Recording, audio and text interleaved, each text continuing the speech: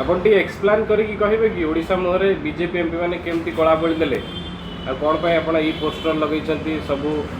प्रधानमंत्री अछंती पुणी एमपी मानक मुहरे कला लागिछि आ आपण भी जने मान्यवर विधायक एमपी मानक एपरी फोटो काहे की प्रदर्शित करछंती। अब जर कारण है आज एमएमडीआर एक्ट जोटा भारतर पार्लियामेंट रे लोकसभा रे आज पास है mines and mineral development and regulation amendment bill यह ओडिशार स्वार्थ विरुद्ध रे एवं ताकू यूनानिमसली पास करदे बाय वॉइस वोट पास करदे से 20 जन एमपी कौन करते मुझे बुझीपार ना आपण मैंने जानते जे 2005 मसीह आम ओरिसिड एक्ट करूँ ओडिशा रे एवं ओडिशार जो ओरिसिड एक्ट करूँ खनिज पदार्थ व खनिज युक्त जमी उपर कर आदाय इट वाज माने यहाँ को बहुत माने चैलेंज करा जाइथिला किंतु अल्टीमेटली नवीन पट्टनायक सरकार अमल रे जो लड़ईटा आरंभ होता से लड़ई परवर्ती समय मान्यवर सर्वोच्च न्यायालय 9 जनिया संविधान पीठ रे 8:1 ने 25/7/2024 मसीह आमर जीत है मिनरल बियरिंग राज्य मानक पाई एवं यापर सर्वोच्च न्यायालय 14/8/2024 रे आउ एक आदेश कहले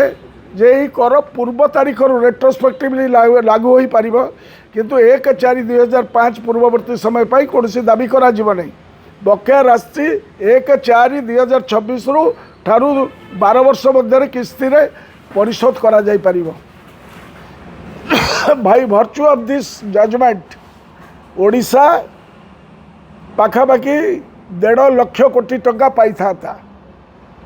एवं वर्ष को गोइंग फॉरवर्ड 12,000 कोटी टंका आमर खनिजरू पाई था ओडिशार आउ कौन सी संपत्ति ना ये खनिज संपत्ति है आमर सब वी होल्ड द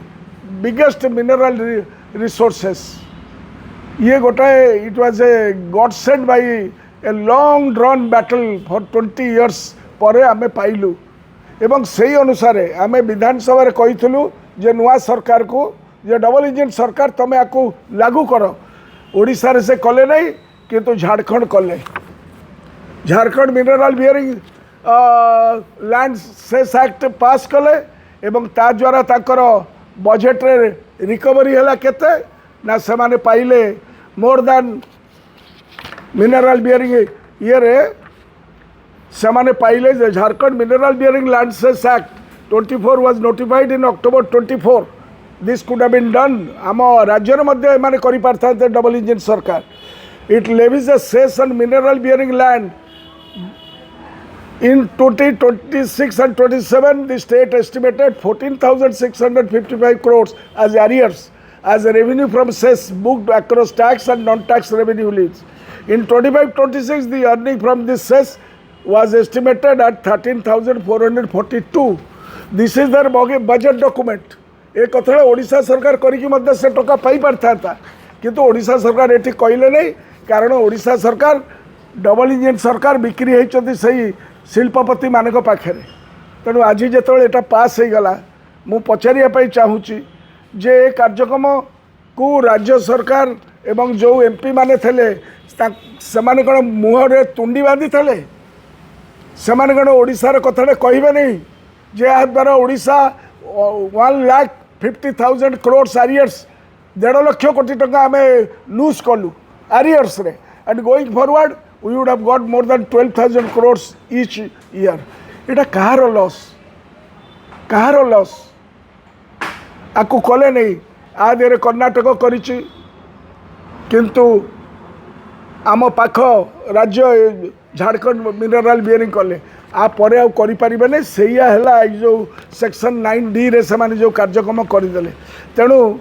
ओडिशार अनेक जनकल्याणकारी योजना हो पारथा था एवं यह केवल विधायक नुहे यह एक केंद्र राज्य संपर्क उपर कुठारघात है तेणु यही जो कार्यक्रम है ओडिशा स्टैंड्स टू लूज आम विधानसभा कहीलु वार्निंग करूँ तुरंत कर आकु राज्य सरकार मोहन सरकार कले नहीं बर्तमान केंद्र सरकार एवं जो माने व्यापारी दल जो माने केंद्र सरकार बचस्कर सेमाने ए बिलटी को तांको जरिया पास करेले आज लोकसभा रे एवं यही माने आम दलर तो कहीं ना लोकसभा रे किंतु जो लोकसभा 20 जन को पठेइचंती राज्यवासी से मुहरे कौन तुंडी बांधी थे से जोगु से कला बड़ी देले आम भविष्य वंशधर मान ये लड़े आम 24 वर्ष करते नवीन पट्टनायक अमल तेणु आज ये जो कुठारघात है एवं ए कार्यक्रम हाथ गणती प्रतिपत्तिशाली लोकों जरिया है टंका दे केमती किणा जाए न्याय से अमेरिकार जो कोर्ट रे आपन देखिले एवं अदानी कंपनी को आपन देखिले केबे आगुर आपन जानते जे से आसी गोटे एसपी एवं कलेक्टर को सहित आसी योजनाबद्ध भाव में रायगढ़ रे करिवे ये संथना बाबाजी ये आमर साउथ वेस्ट रे जत्ते खनिज द्रव्य अच्छी ताकू लूट कर नबार व्यवस्था होती एवं द मोस्ट माने बैड प्रोविजन है आमर लैंड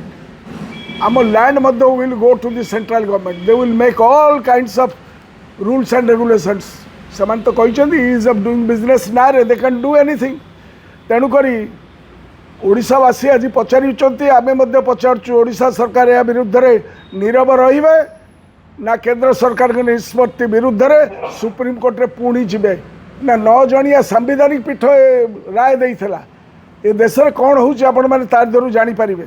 विधेयक 9D क्लॉज इनसर्ट करी केंद्र सरकार राज्यर समस्त अधिकार को नहीं जाइछथि या द्वारा केवल जे राज्यर जनकल्याणकारी योजना व्याहत हेबो नहीं राज्य ऋण भार रे बढ़ी जिवो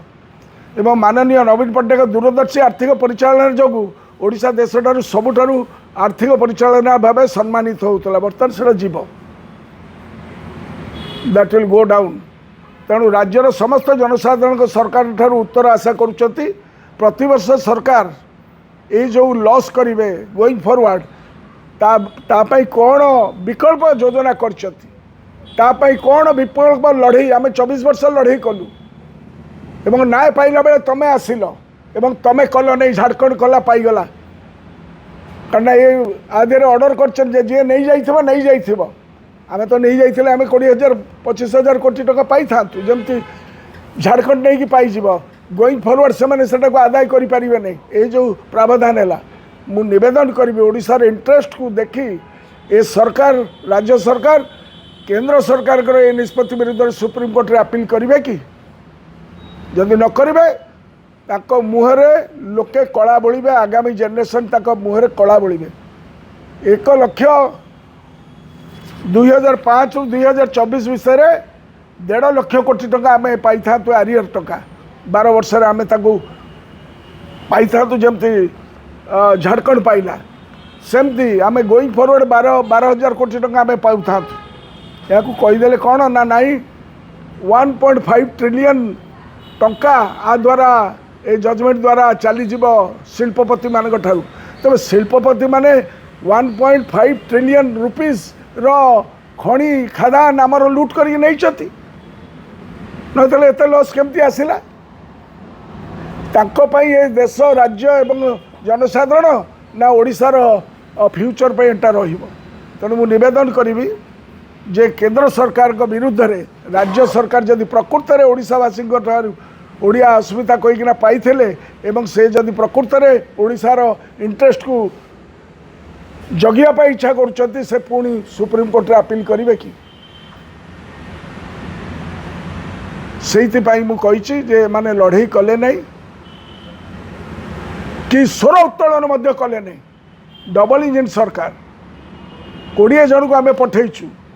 से 20 जन कहीं मुँह खोलिले नहीं ना प्रेस रे ना बाहर ना तंगर मत जनइले नहीं ओडिशा इज डेल्यूडेड ओडिशार ये 1.5 लाख कोटी टंका जोटा पाई था मु चैलेंजर सहित कहूँ विधानसभा भितर मु सबू आंकड़ा थोबी कौ राज्य माने टंका पाइले जेतिकी पाईगले बर्तमान तुम बंद करछ किंतु समय आसीबो आम ओडिशार जो धन संपत्ति को लूट करने जो ढांचा करा जाउछि विकास नारे विनाशर ढांचा लोके तार जवाब मागिबे।